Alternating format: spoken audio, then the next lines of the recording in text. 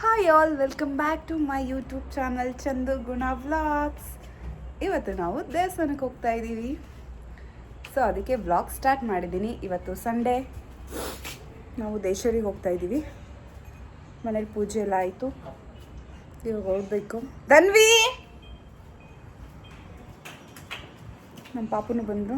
So ಬನ್ನಿ ದೇವಸ್ಥಾನಕ್ಕೆ ಹೋಗೋಣ. ಇವತ್ತು ತುಂಬ ಪ್ಲ್ಯಾನ್ಸ್ ಇದೆ, ನೋಡೋಣ ಏನೇನಾಗುತ್ತೆ ಅಂತ. Welcome back to my YouTube channel. ದೇಶಾಳಿ ದೇವಸ್ಥಾನಕ್ಕೆ 2 ರೂಟಲ್ಲಿ ಹೋಗ್ಬೋದು. ಮೇನ್ ರೋಡಲ್ಲಿ ಹೋಗ್ಬೋದು, ಮತ್ತು ಇದು ನಮ್ಮನೆ ಪಕ್ಕ ರೋಡ್ ಒಳಗಡೆ ಆದಂಗೆ ಒಂದು ರೋಡ್ ಇದೆ, ಅಲ್ಲಿಂದ ಹೋಗ್ತಿರೋದು. ನನಗೆ ಯಾವಾಗಲೂ ಈ ರೋಡಲ್ಲಿ ಹೋಗ್ಬೇಕಾದ್ರೆ ಇಲ್ಲಿ ನೇಚರ್ ತುಂಬಾ ಇಷ್ಟ ಆಗುತ್ತೆ. ಅದಕ್ಕೆ ಜಾಸ್ತಿ ನಮ್ಮ ಹಸ್ಬೆಂಡ್ ಈ ರೋಡಲ್ಲೇ ಕರ್ಕೊಂಡು ಹೋಗ್ತಾರೆ. ಸಿಟಿ ಒಳಗಡೆಯಿಂದ ಹೋಗೋದು ಕಡಿಮೆನೇ, ಈ ರೋಡಲ್ಲೇ ಜಾಸ್ತಿ ಹೋಗೋದು ನಾವು. ದೇವಸ್ಥಾನಕ್ಕೆ ಬಂದ ತಕ್ಷಣ ಪೂಜೆ ಸಾಮಾನು ತೊಗೊಂಡು ಪೂಜೆ ಮಾಡ್ಸೋಕೆ ಹೋಗ್ತಾಯಿದ್ದೀವಿ. ಇಲ್ಲಿ ಫೋಟೋ ವೀಡಿಯೋ ಅಲೋ ಇಲ್ಲ, ಸೊ ಅದಕ್ಕೆ ನಾನು ಅಲ್ಲಿಗೆ ವೀಡಿಯೋ ಸ್ಟಾಪ್ ಮಾಡಿದೆ. ಇದನ್ನೇ ದೇವಸ್ಥಾನ, ದೇಶಳ್ಳಿ ಆದಿಶಕ್ತಿ ಜಗನ್ಮಾತೆದು. ದೇಶಳ್ಳಿ ಕಾಳಿಕಾಂಬ ದೇವಸ್ಥಾನ ಅಂತಲೂ ಕರೀತಾರೆ. ತುಂಬಾ ಫೇಮಸ್ಸು ಇದು ಮದ್ದೂರಲ್ಲಿ. ಸೊ ಪೂಜೆ ಎಲ್ಲ ಆದಮೇಲೆ ಪ್ರಸಾದಕ್ಕೆ ಬಂದ್ವಿ. ಬೂಂದಿ ಪಾಯಸ ಮತ್ತು ಅನ್ನ ಸಾಂಬಾರು ಹಪ್ಪಳ ಯಾವಾಗಲೂ ಇರುತ್ತೆ. ವೆಡ್ನೆಸ್ಡೇ ಮತ್ತು ಥರ್ಸ್ಡೇ ಇರಲ್ಲ ಅಷ್ಟೇ, ಮಿಕ್ಕಿದೆಲ್ಲ ದಿನವೂ ದೇವಸ್ಥಾನದಲ್ಲಿ ಪೂಜೆ ಇರುತ್ತೆ ಮತ್ತು ಪ್ರಸಾದನೂ ಇರುತ್ತೆ. ಸೊ ಪೂಜೆ ಎಲ್ಲ ಮುಗಿಸ್ಕೊಂಡು ವಾಪಸ್ ಮನೆಗೆ ಹೋಗ್ತಾ ಇದ್ದೀವಿ. ಈಗ ಏನ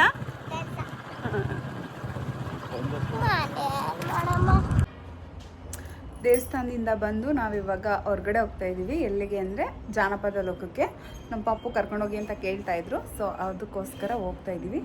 ಸೊ ನಾನು ಈಗ ರೆಡಿ ಆಗಿದ್ದೀನಿ. ಈಗಿದೆ ನನ್ನ ಔಟ್ಫಿಟ್, ಜೀನ್ಸ್ ಮತ್ತು ಶರ್ಟ್ ಹಾಕ್ಕೊಂಡಿದ್ದೀನಿ. ಸೊ ನಮ್ಮ ಪಾಪು ಇನ್ನೂ ಬಂದಿಲ್ಲ, ಸೊ ಅವ್ರಿಗೋಸ್ಕರ ವೆಯ್ಟ್ ಮಾಡ್ತಾಯಿದ್ದೀನಿ. ನಮ್ಮ ಪಾಪು ಬಂದರು, ಚಡಾ. ಸೊ ಬನ್ನಿ ಹೋಗಿದ್ದು ಬರೋಣ ಜಾನಪದ ಲೋಕಕ್ಕೆ.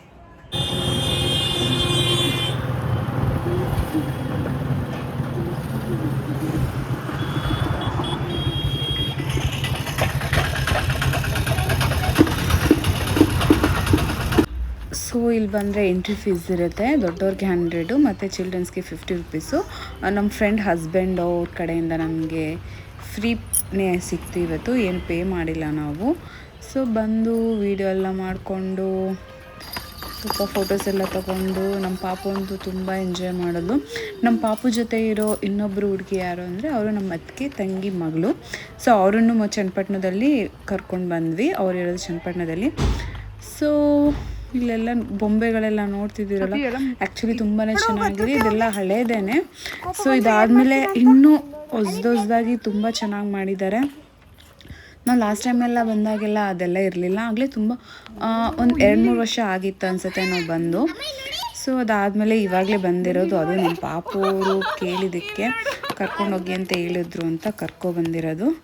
ಸೊ ಅವರಂತೂ ಚೆನ್ನಾಗಿ ಎಂಜಾಯ್ ಮಾಡಿದ್ರು, ಚೆನ್ನಾಗಿ ಆಟ ಆಡ್ತಿದ್ರು.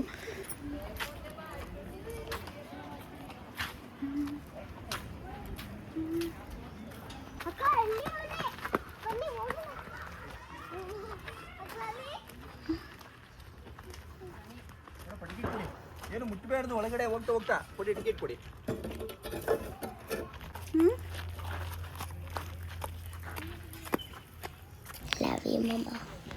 ನಾವು ಲಾಸ್ಟ್ ಟೈಮ್ ಬಂದಾಗೆಲ್ಲ ಈ ರೀತಿ ಇದ್ದೇ ಇರಲಿಲ್ಲ.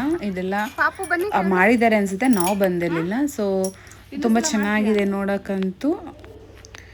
ಅಲ್ಲೆಲ್ಲ ನೋಡಿಕೊಂಡು ಸುತ್ತಾಡಿಕೊಂಡು ವಾಪಸ್ ನಾವು ಮತ್ತೇ ಮದ್ದೂರು ನಿಯರೇ ಹೋಗ್ತಿದ್ದೀವಿ. ಯಾಕಂದರೆ ನಾನು ಚನ್ನಪಟ್ಟಣದ ಹತ್ರದಲ್ಲಿ ಮುದ್ದುಗೆರೆ ಅಂತ ಊರಿದೆ. ಸೊ ಅಲ್ಲಿ ಒಂದು ಇನ್ಸ್ಟಾ ರೀಲ್ ನೋಡಿದ್ದೆ, ನ್ಯಾಚುರಲ್ ಫ್ಲೇವರ್ ಐಸ್ ಕ್ರೀಮ್ ಇದೆ ಅಂತ. ಗ್ರೋ ಗ್ರೀನ್ ನ್ಯಾಚುರಲ್ಸ್ ಅಂತ ಅದು ಐಸ್ ಕ್ರೀಮ್ದು ಶಾಪ್ ಒಂದು. ಸೊ ಅಲ್ಲಿಗೆ ಹೋಗೋಣ, ಕರ್ಕೊಂಡು ಬಿಟ್ಟು ಹೋಗಿದ್ವಿ. ಸೊ ಐಸ್ ಕ್ರೀಮ್ ಚೆನ್ನಾಗಿತ್ತು. ಫ್ಲೇವರು ನನಗೆ ಪರ್ಸ್ನಲಿ ಚಾಕ್ಲೇಟ್ ಐಸ್ ಕ್ರೀಮ್ ಇಷ್ಟ ಆಯಿತು, ಮತ್ತು ಕೋಕೋನಟ್ ಫ್ಲೇವರ್ದು ಇಷ್ಟ ಆಯಿತು. ಆ್ಯಕ್ಚುಲಿ ಏನಾಯ್ತು ಅಂದರೆ ನಾನು ಮತ್ತು ಧನ್ವಿ ಅದೆರಡು ತೊಗೊಂಡಿರಲಿಲ್ಲ. ನಾವು ತೊಗೊಂಡಿದ್ದು ಸ್ಟ್ರಾಬೆರಿ ಮತ್ತು ಬ್ಲೂಬೆರಿ. ಅದು ಓಕೆ ಅಂತ ಇತ್ತು. ಸೊ ಎಲ್ಲ ತಿನ್ಕೊಂಡು ಆಮೇಲೆ ಸಮೋಸ ಆರ್ಡ್ರ್ ಮಾಡಿದ್ದೆ, ಅದನ್ನು ತಿಂದರು. ಆಮೇಲೆ ನಮ್ಮ ಪಾಪು ಅದು ಸಾಕಾಗಲ್ಲ, ಬೇರೆ ಏನಾದರೂ ಕೊಡಿಸಿ ಅಂದರು. ಸರಿ ಅಂದ್ಬಿಟ್ಟು ಅಲ್ಲೂ ಎಲ್ಲ ತಿನ್ಕೊಂಡು ಆನ್ ದಿ ವೇ ವಾಪಸ್ ಚನ್ನಪಟ್ಟಣಕ್ಕೆ ಚಂದುನ ಬಿಟ್ಬಿಟ್ಟು ಬರೋಣ ಅಂತ ಹೋಗ್ಬೇಕಾದ್ರೆ ನಮ್ಮ ಹಸ್ಬೆಂಡ್ ಆನ್ ದಿ ವೇ KFCಗೆ ಕರ್ಕೊಂಡು ಹೋಗ್ತೀನಿ ಬನ್ನಿ ಅಂದ್ಬಿಟ್ಟು ಅಲ್ಲೂ ಕರ್ಕೊಂಡು ಹೋದರು. ಅಲ್ಲೂ ಚೆನ್ನಾಗಿ ತಿನ್ಕೊಂಡು ನಮ್ಮ ಪಾಪಗಂತೂ ಇಷ್ಟ ಇದು KFC. ಅಲ್ಲಿ ನೋಡಿ ಅವಳ ಎಕ್ಸ್ಪ್ರೆಷನ್ ನೋಡಿ ಹಾಗೇನೆ ಆ್ಯಕ್ಟಿಂಗ್ ಮಾಡೋ ಅಂದರೆ ಓವರ್ ಆ್ಯಕ್ಟಿಂಗ್ ಮಾಡ್ತಾಳೆ. ಸೊ ಅವಳಂತೂ ಚೆನ್ನಾಗಿ ಎಂಜಾಯ್ ಮಾಡಿದ್ಲು.